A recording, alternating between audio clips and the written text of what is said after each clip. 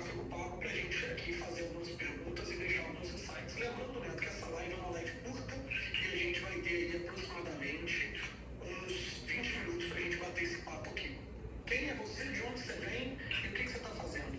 Prazer, boa tarde pessoal, me chamo Elivaldo Neto, eu sou natural do interior de São Paulo, com experiência de trabalho na capital, Campinas e agora em Juiz de Fora. Sempre atuei como agente duplo, sempre um profissional do direito, mas também um profissional com habilidades comerciais e de marketing, as quais eu sou muito apaixonado. Já fazem 6 meses que eu trabalho aqui no Pacheco Reis, atuando como agente duplo e também como assessor do Emanuel, e tem sido uma experiência incrível aqui que a equipe aqui tem me proporcionado. E aí, Neto, hoje a gente conversa muito, tem muitos papos sobre prospecção de cliente. Eu já falei bastante aqui, para quem está entrando agora, para quem está conhecendo o Pacheco Reis agora, saibam que esse projeto nosso está ficando gravado no YouTube. Então, se você quiser saber onde a gente está, porque aqui são conversas sequenciais, está lá no YouTube. Relacionamento, eu acho que eu sou especialista nisso, eu adoro isso, eu me dedico muito a isso.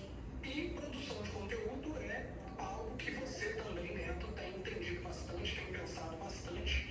E aí eu quero entender, Neto, tráfego pago é para qualquer um? Sim, o tráfego pago é para qualquer pessoa que deseja ser reconhecido, que deseja vender mais, que deseja criar autoridade para si. Por quê? O tráfego pago nada mais é do que uma fonte de mídia. É você impulsionar o seu conteúdo para que mais pessoas tenham acesso e vejam esse conteúdo. Ou seja, eu tenho uma foto, eu tenho um vídeo, eu tenho um texto, eu tenho qualquer forma de publicidade. Hoje a gente diz muito sobre conteúdo e eu vou colocar que esse conteúdo apareça para mais pessoas. Quais são as pessoas que eu desejo que vejam o meu conteúdo? Então, quando a gente pensa em tráfego, a gente tem que pensar em duas situações. O conteúdo, que o Emanuel falou muito bem na live passada, sobre o funil, qual é o objetivo do meu conteúdo, se é topo de funil, se é meio de funil, se é fundo de funil, e esse conteúdo você consegue assistir no YouTube. E o segundo é o público que você pretende que veja os seus conteúdos, ou seja, quem que você quer que veja o seu conteúdo. E quando a gente pensa no público, a gente tem que saber qual que é o nosso ICP, o nosso Ideal Customer Profile, o nosso perfil de cliente ideal. Ou seja, quais são as pessoas que eu mais vendo? Quais são as pessoas que eu mais gosto de trabalhar, que são a minha especialidade? E a partir disso, a gente impulsiona esse conteúdo. E é muito importante a gente saber qual que é o nosso perfil de cliente ideal, justamente porque é ele que tem que ver o nosso conteúdo. Então, se eu trabalho numa faixa de idade de 18 a 25 anos, eu tenho que mostrar o meu conteúdo para essas pessoas. Se é de 25 até 45, é um outro tipo de interesse, é outro tipo de público e é outro tipo de plataforma. Então, o principal princípio que você tem que pensar quando a gente fala em tráfego pago é qual que é o nosso ICP. Neto, eu vou te fazer algumas perguntas como se eu estivesse começando agora. Imagina que eu não tenho cliente, imagina que eu não tenho a história que a gente tem, não tenho a estrutura que a gente tem. Primeira coisa, você indicando o tráfego pago e esse turbo, né, esse nitro, porque é isso que o tráfego pago faz com a sua posição, a sua possibilidade de aparecer para clientes. Você iria para o Google ou para o Face Ads? Eu iria para o Meta Ads. Existem, assim, diversas plataformas que a gente pode fazer tráfego. Face Ads e Meta Ads é a mesma coisa? Isso, a Meta é a empresa que compõe o Instagram e o Facebook. Isso. E aí existem diversas plataformas, Meta, Pinterest, LinkedIn, Google e até mesmo hoje o TikTok. Como se eu estivesse começando, eu começaria pelo Meta, Instagram e Facebook. E aí eu dividiria simplesmente assim. Instagram, se for um pessoal mais jovem, de 25 até 45 anos, eu focaria no Instagram. Se fosse um pessoal mais velho, mais sênior, eu focaria em produção de conteúdo para Facebook. Perfeito. Neto, o que você pensa em realizar, ou qual o custo mínimo que um advogado iniciante deve gastar nessas plataformas? O custo mínimo, que eu verifico que seja o custo ideal para a gente começar, quando a gente diz de criação de autoridade, ou seja, eu quero que as pessoas me conheçam, as pessoas me reconheçam como advogado nas redes sociais, R$ 500 é o valor mínimo, é o mais baixo. O valor ideal para que a gente pense no mundo que a gente consiga trabalhar melhor com esses gastos é R$1.000. R$1.000 eu diria que assim é o ideal, está excelente. A partir de 1.000, mais excelente ainda, mas o mínimo do mínimo. Se eu estivesse começando agora, como você me perguntou, R$500 eu separaria para tráfego. Tá. E R$500, isso fica quantos reais por dia? Colocando numa média, tá cerca acho que de 15 ou dá R$16 por dia mais ou menos. Perfeito. Beleza. E qual tipo de conteúdo precisa ser anunciado? Aí que nós temos um grande assunto para discutir aqui, Emanuel, que são dois. A gente pode fazer um anúncio voltado para venda direta ou um anúncio voltado para reconhecimento e criação de marca, que a gente chama de branding. Quando a gente pensa numa venda direta, eu estou vendendo o meu serviço diretamente, ou seja, eu sou um advogado iniciante e eu preciso de clientes de forma mais rápida, eu vou para a venda direta, justamente porque eu preciso fazer um caixa rápido. Então, o tipo do meu conteúdo, ele é agressivo, ele é rápido e ele chama a atenção do meu consumidor para que ele me contrate de forma mais rápida. Exemplificando, se você possui mais de 65 anos e você ainda não se aposentou, saiba que você pode ter o direito disso. Ficou interessado? Entre agora mesmo em contato. Esse é um tipo de anúncio focado em venda direta. Quando a gente pensa em branding, a gente pensa em outro tipo de conteúdo. A gente pensa em lifestyle, rotina e esses tipos de situações que mostram quem você é, que te reconhecem como uma autoridade, mas que não vendem nada especificamente de modo agressivo. Perfeito. Neto, imagina que eu estou começando, assim como várias pessoas que estão aqui agora, não só assistindo, como também estão aqui na minha frente. Imagina que eu ainda tenho um perfil pessoal. Sabe aquele perfil que tem gato, que tem cachorro, que tem parente, e ainda não tenho postagens profissionais. Ainda assim, adianta fazer anúncio com um Instagram desse tipo, ou eu tenho que voltar na aula anterior e começar a produzir conteúdo? Sim, você tem que voltar na aula anterior e produzir conteúdo. Quando eu falei que o tráfego pago para todos, é porque sim, ele é para todos. Mas ele precisa estar adequado ao seu perfil, senão ele não vai funcionar e você vai rasgar dinheiro. Aquilo que for pessoal, que não influencia no trabalho, são coisas que a gente precisa remover justamente para criar autoridade. Ou seja, conteúdos pessoais, na balada e coisas que não trazem você como uma referência, são coisas que devem ser repensadas, até mesmo porque aqui estamos conversando como adultos e o nosso objetivo, como é atrair clientes, a gente tem que estar ciente dessa situação. E quando a gente for criar conexões com o nosso perfil, são conexões que nós temos que pensar em como trazer essa conexão da maneira correta e não sair fazendo de modo pessoal demais, porque senão acaba virando uma coisa mais amador do que profissional. E se eu for um cara low profile e não gostar de postar nada, ainda assim adianta fazer tráfego pago? Depende. Tem perguntas aqui que são perguntas que eu imagino que um iniciante perguntaria, sabe? Aquele cara que está no zero, que ainda não tem nenhum cliente e que está pensando em como trazer um número maior de clientes para ele. Com certeza. Existem formas de você se impulsionar sendo um low profile, escondendo algumas coisas que você não quer que as pessoas saibam de você. Isso é fato. Porém, você tem que saber aquilo que você pode esconder e aquilo que você pode acabar divulgando na internet. É óbvio que, não sendo nós como herdeiros, a gente tem que ter essa exposição, porque as pessoas precisam nos conhecer para contratar os nossos serviços.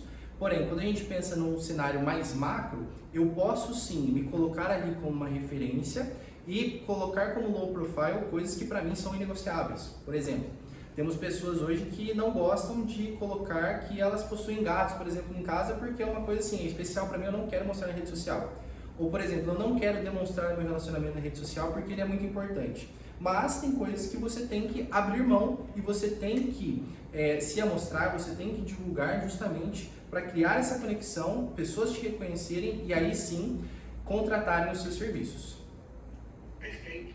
Aqui tem duas perguntas, tem duas pessoas participando aqui, que é a Tayara e a Daniela. Daniele, isso é muito legal, porque quando a gente fala de tráfego pago, muitas pessoas elas acham que só o tráfego vai fazer milagres. E não é assim. Por quê? Porque não adianta a gente fazer um grande fluxo de pessoas chegar até o seu perfil. Se no seu perfil você está fazendo lá coisas que são coisas pessoais. Estou dando um exemplo, você está postando lá seu gatinho, ou você está postando lá uma indireta pro cara que você ficava. Você vai gastar dinheiro, vai colocar dinheiro na internet e vai estar desperdiçando tempo e energia. Agora, quando a gente fala de tráfego pago, eu acho que é igual anabolizante. Não adianta tomar anabolizante se você não está com dieta em dia, se você não está com treino em dia, se você não está indo treinar todos os dias. Por quê? Porque é um mito, é uma bomba, né? E a segunda situação que é muito interessante a gente conversar e te perguntar para você terminar eu acho que o cara low profile, ele tem que sair de, por exemplo, Meta Ads mesmo que você falou, né? Sim. E estar no Google. Só que no Google ele vai ter uma dinâmica totalmente diferente, porque aí ele precisa ter um outro requisito, mas que também é um tanto quanto difícil para o iniciante. Por quê? Porque esse fluxo de pessoas, para ele começar a atender, isso pode ser difícil. O que você me fala? O cara tem um perfil ruim e quer gastar dinheiro com tráfego. O que você recomenda para essa pessoa? O cara que faltou as 2 aulas anteriores, né? O cara não sabe criar relacionamento e o cara tem um perfil de rede social mediano para ruim.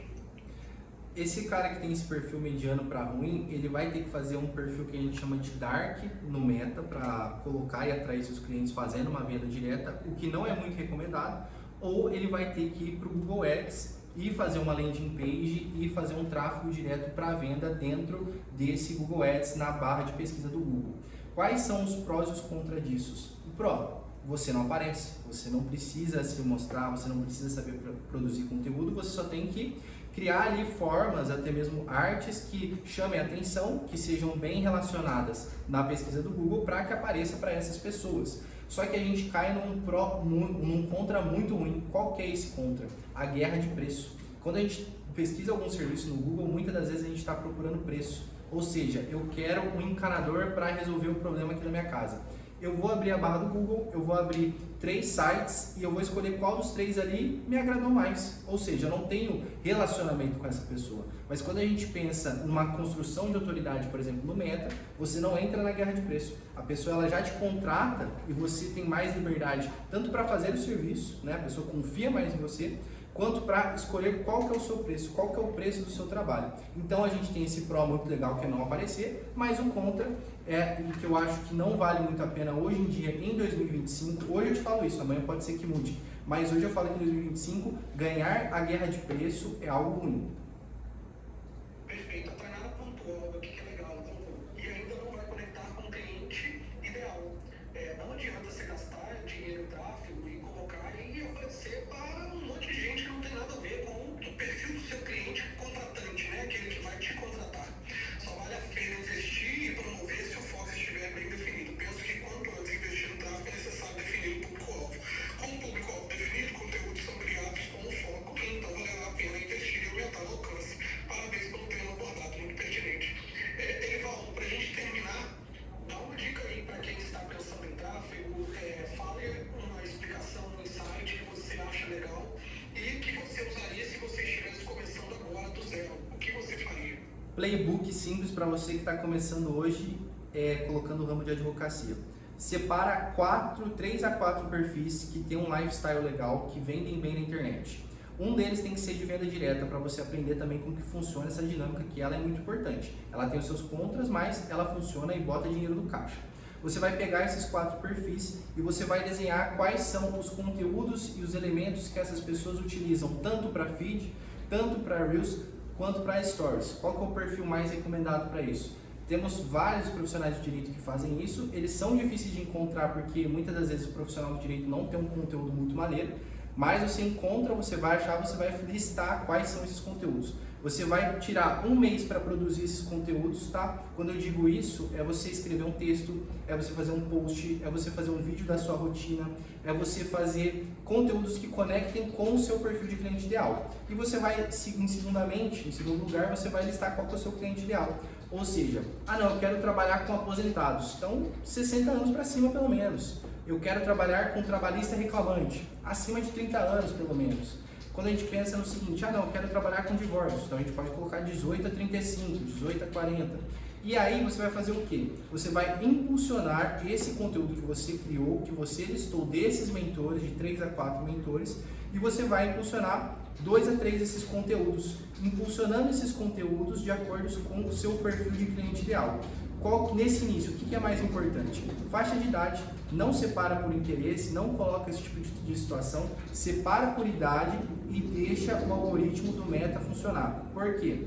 Quando a gente coloca interesse, é muito difícil a gente saber o nosso interesse do cliente de cara, como a gente, no período que a gente está começando. Então, sem essas informações, separa por idade, impulsiona. Existem 3 formas de impulsionar, é muito técnico, inclusive eu penso em fazer uma aula ensinando vocês a impulsionarem, acho muito pertinente, e você vai impulsionar de acordo com a idade e aquele conteúdo que você fez, e aí fazendo isso eu tenho certeza que vai dar resultado, porque foi o que eu fiz. Perfeito. A gente poderia gastar mais alguns minutos ou horas aqui falando disso, e para quem não sabe, eu já passei muito aperto financeiro no início, porque eu deixava de ter dinheiro para anunciar. Era muito importante para nós, foi muito importante para nós. Hoje a gente está em um momento de vida diferente, mas não sei quanto eu já deixei de fazer várias coisas para colocar dinheiro em tráfego. Então te agradeço, Neto, obrigado. Vou te convidar para outras aulas. Para quem vai conhecer o Neto aí, ele é o cara por trás de todas as mídias que vocês gostam de ver aí no Instagram. E agradeço você. E para quem está acompanhando, se perdeu alguma das nossas lives, está lá no YouTube. Quarta-feira que vem a gente volta com um novo tema, com um novo assunto, e estaremos aí conversando. Muito obrigado, pessoal. Obrigado pelo convite. Tchau, tchau.